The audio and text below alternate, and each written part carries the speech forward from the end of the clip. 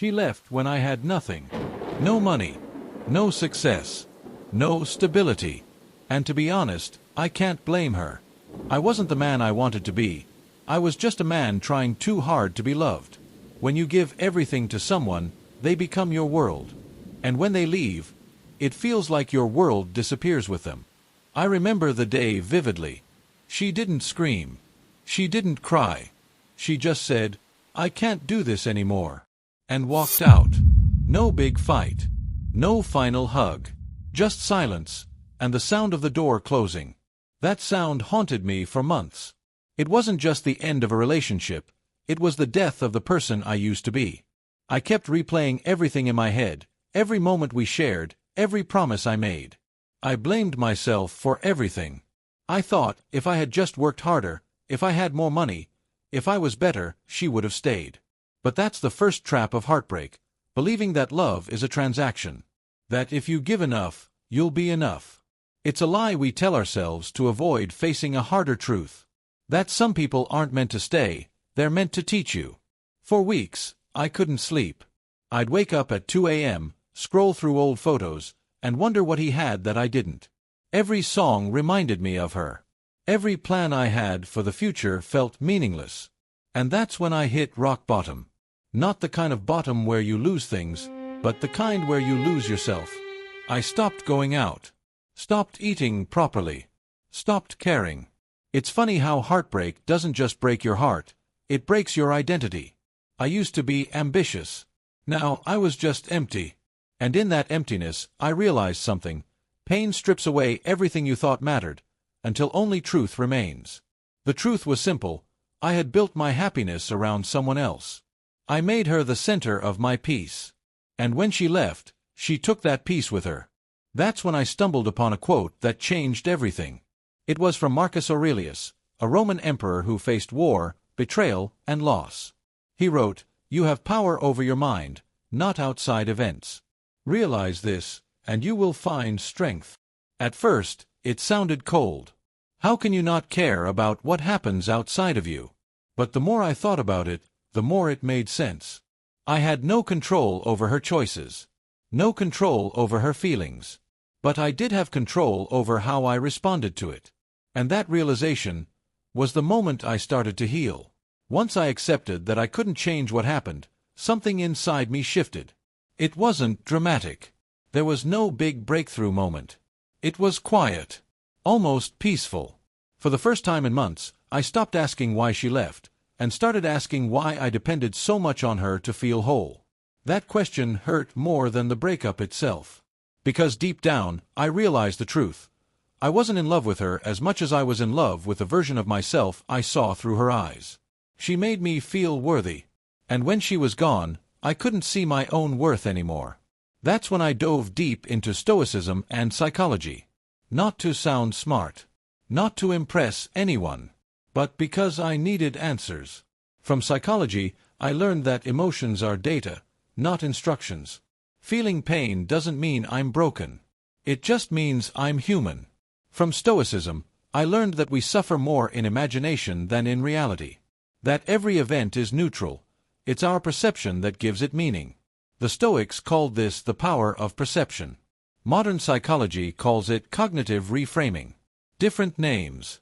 Same truth. You can't control what happens, but you can control how you interpret it. So I started practicing small things. When anger came, I paused. When sadness came, I let it sit, without judgment. And slowly, those emotions lost their power over me. I started journaling, writing down every thought, every fear, every doubt. At first, it felt pointless. But after a while, I began to notice patterns. I realized most of my pain came not from the breakup, but from the stories I kept telling myself about it. Stories like, "I wasn't enough," or "I'll never find love again." But those weren't facts, they were fears. And fears lose power when you bring them into the light. Days turned into weeks. Weeks into months. I worked out again. Read every day. Focused on my craft. Not to prove her wrong, but to rebuild my peace. Some nights I'd still feel lonely, but now, instead of fighting it, I'd sit with it. I'd remind myself, You don't heal by escaping emotions. You heal by understanding them. And slowly, I did. I stopped chasing closure. I stopped replaying old memories. And one morning, I woke up and realized I hadn't thought about her in days. That's when I knew I was finally becoming someone new. Stoicism taught me that life is like fire. You can let it burn you, or you can use it to forge something stronger. Psychology taught me how to reshape my thoughts. Stoicism taught me how to reshape my character. Together, they rebuilt me from the inside out.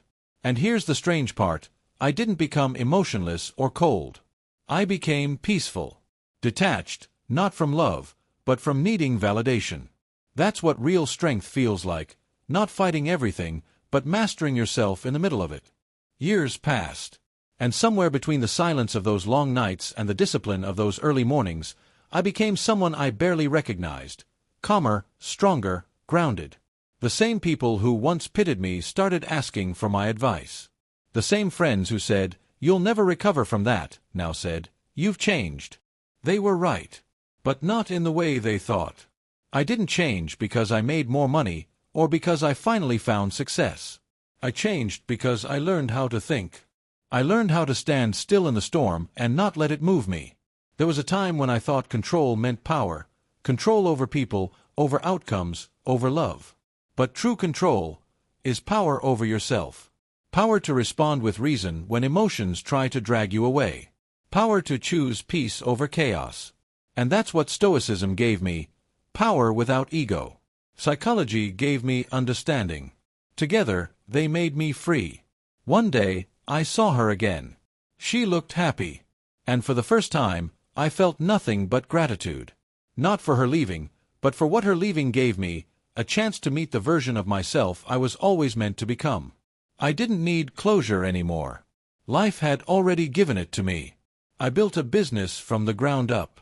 I surrounded myself with people who valued peace over drama, growth over gossip. I no longer chased anyone, not love, not validation, not approval. Because when you master your mind, the right things naturally find you. And that's the beauty of life. Pain refines you if you let it. Heartbreak isn't the end, it's the beginning of self-knowledge. Marcus Aurelius once said, "The obstacle is the way." I finally understood what that meant. The breakup, the loneliness, the pain, they weren't barriers. They were the path. So if you're listening to this while your world feels like it's falling apart, remember this, you are not broken. You are being rebuilt. One thought, one lesson, one day at a time. Stoicism won't erase your pain. Psychology won't make life easy. But together, they'll teach you how to stay calm in chaos, and how to turn loss into wisdom. She left when I had nothing. And that's when I found everything that truly mattered.